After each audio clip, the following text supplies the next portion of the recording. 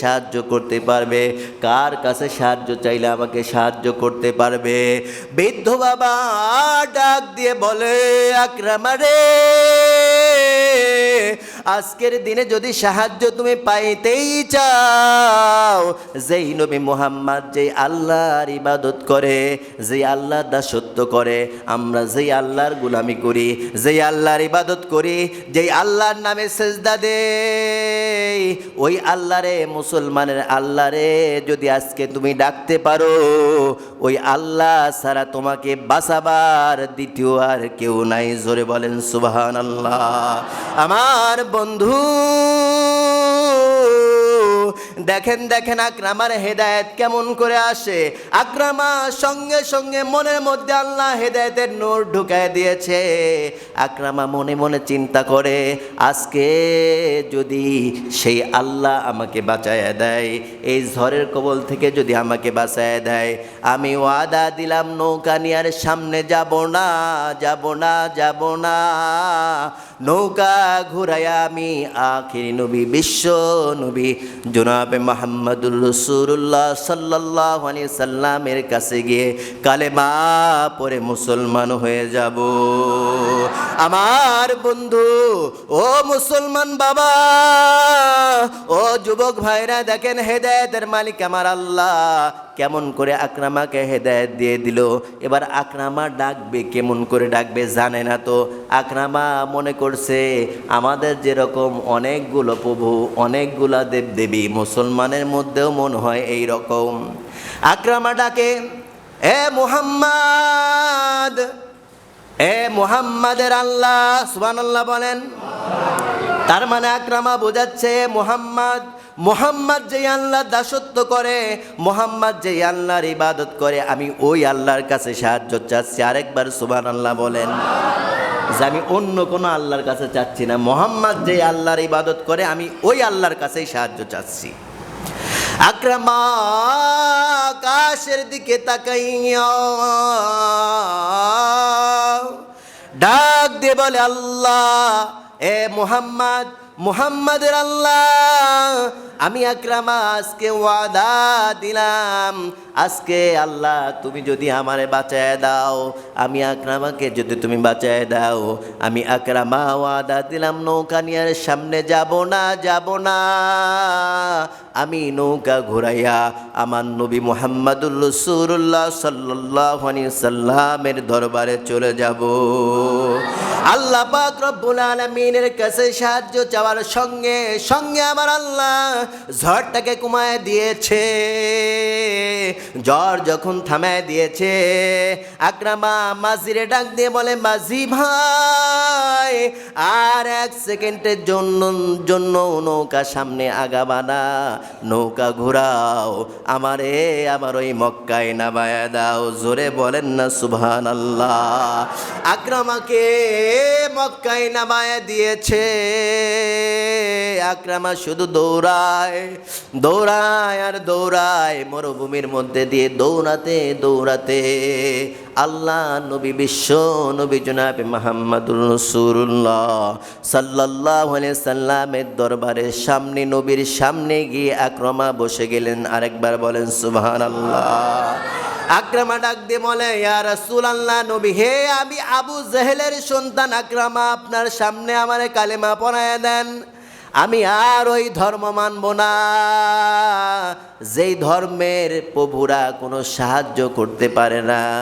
আমি ঝড়ের কবলে পড়েছিলাম, আপনার আল্লাহ আমারে ঝড়ের কবল থেকে বাঁচায় দিয়েছে। আমি ওয়াদা দিয়েছিলাম, যদি আমি এই ঝড় থেকে, এই ঝড় সাগর থেকে বেঁচে যাই, আমি আল্লাহর নবী জনাবে মুহাম্মদুর রাসূলুল্লাহ সাল্লাল্লাহু আলাইহি সাল্লামের কাছে গিয়ে কালেমা পড়ে মুসলমান হয়ে যাব।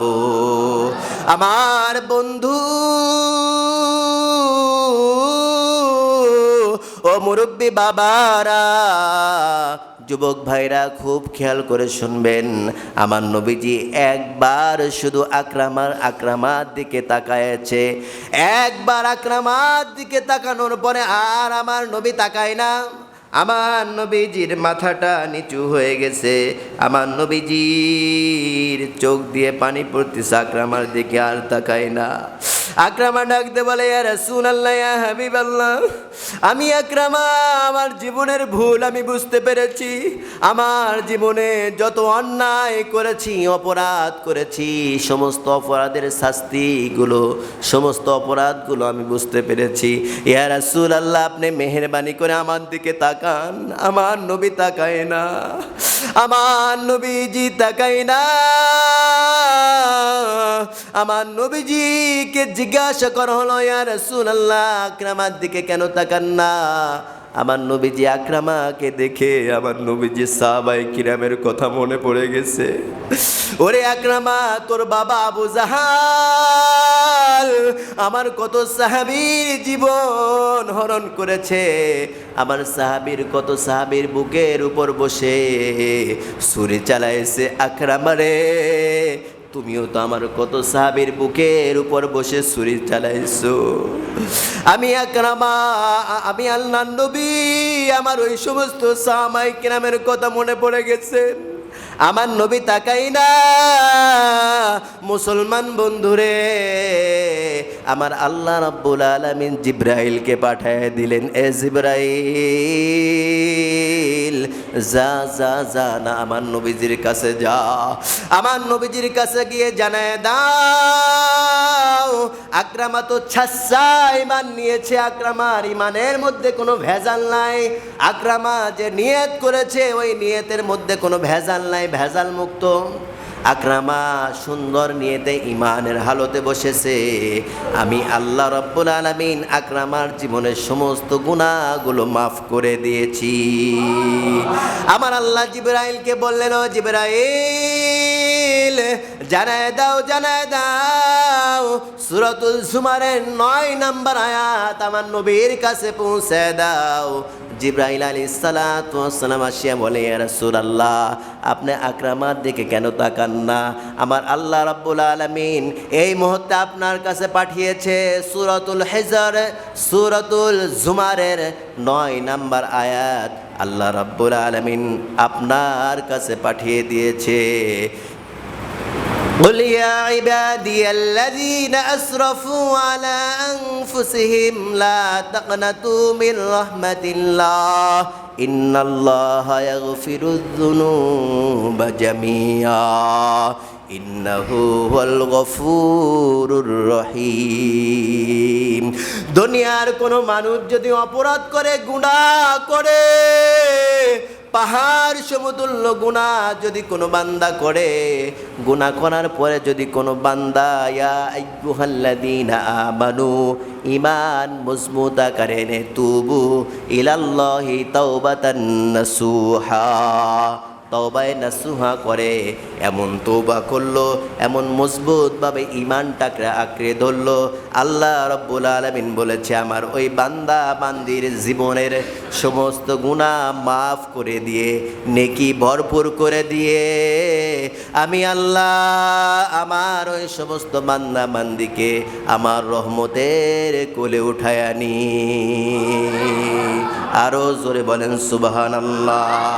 নবী আমার এই আয়াতটা পড়ার পরে তাকাইয়া যে আকরামার দিকে নবী আমার তাকাই না, যে আকরামার দিকে চক্ষু দিয়ে তাকাই না, তাকাইলে আমার নবীর সাহাবায়ে কিরামের কথা মনে পড়ে যায়, আমার নবীজির চাচা আমির হামজার কথা মনে পড়ে যায়, আমার নবীজির সাহাবী হযরতে খুবাইব রাদিয়াল্লাহু তাআলা আনহুর কথা মনে পড়ে যায়।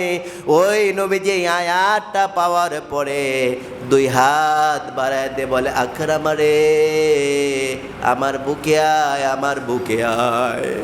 ও আকরামা, তুমি এমনভাবে তওবা করেছো, এমনভাবে আল্লাহর কাছে মাপ চেয়েছো, আমার আল্লাহ তোমার জীবনের সমস্ত গুনাহগুলো মাফ করে দিয়েছে। বলে সুবহানাল্লাহ। আমার আল্লাহ তোমার জীবনের সমস্ত গুনাহ মাফ করে দিয়ে, নেকি দিয়ে ভরপুর করে দিয়ে রহমতের কোলে উঠায় নিয়েছে। আমি নবী আমার বুকের সঙ্গে তোমার বুকটা লাগায় নিলাম। আমার বন্ধু আকরামাকে আমার নবীজি যখন দুই হাত দিয়ে জড়ায় ধরেছে, আল্লাহর মেসেজ হলো, আল্লাহ অর্ডার দিয়েছে তাই ধরেছে, তারপরেও নবী আমার সাহাবায়ে কিরামের কথা বলতে পারে না, তারপরেও নবী আমার সাহাবায়ে কিরামের কথা বলতে পারে না। এই জন্য তখন থেকে আকরামার নাম বলতে গেলে হযরতে আকরামা রাদিয়াল্লাহু তাআলা আনহু বলতে হয়। তওবার মতো তওবা যদি আমরা করতে পারি, আল্লাহ মাফ করবে না? জোরে বলেন। তওবার মতো তওবা যদি আমরা আল্লাহর কাছে করতে পারি, আল্লাহ কি আমাদের মাফ করবে না? আকরামাকে যদি আল্লাহ মাফ করে দিতে পারে, আকরামা তো ছিল কাফের, আপনি মুসলমানের ঘরে জন্ম নিয়েছেন, আপনার জন্মের সময় আজান হয়েছে, আপনি জন্ম নিয়েছেন, আজান হয়েছে, আজান হওয়ার পরে আপনি মুসলমান মায়ের পেট থেকে দুনিয়ার জমিনে এসেছেন। আপনি যদি আল্লাহর দিকে আসেন, ফাবি আইয়ি আলাই রাব্বিকুমা তুকাযিবান মারাজাল বাহরাইনি ইয়ালতাকিয়ান বাইনাহুমা বারযাখুন লা ইয়াবগিয়ান। আমার আল্লাহ যদি আমাদেরকে ডাক দিয়ে বলে, এ বান্দা, আমি আল্লাহর কোন কোন উপদেশ, কোন কোন নিয়ামতগুলো তোমরা অস্বীকার করবে? কোনো নিয়ামত অস্বীকার করার কোনো বুদ্ধি আছে? জোরে বলেন। সমুদ্রের পানি দেখেন, এক জায়গা নোনা পানি, এক জায়গা মিষ্টি পানি, আরেক জায়গা কালো পানি, আরেক জায়গা সাদা পানি। ওই পানির ক্ষমতা নাই এক পানি আরেক পানির সঙ্গে মিক্সার হবে। আইন মানে কার? বলেন। নাইকেল গাছে কখনো সুপারি আসবে না, আইন মানে কার? জোরে বলেন কার? কারণ তাদেরকে আল্লাহ বাধ্যতা করে দিয়েছে, মানতেই হবে। আর আমরা মানুষ, আমাদেরকে আল্লাহ স্বাধীনতা দিয়েছে, মর্যাদা দিয়া বানি আদম।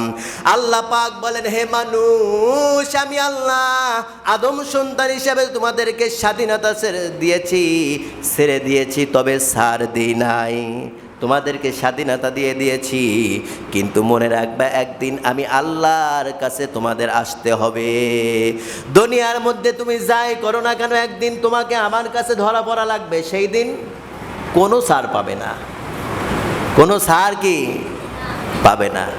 এক পীর সাহেব হুজুর বলছে, আজকে আমার খেলাফত, খেয়াল করেন, আমার খেলাফত আমি একজনকে দিয়ে দেব।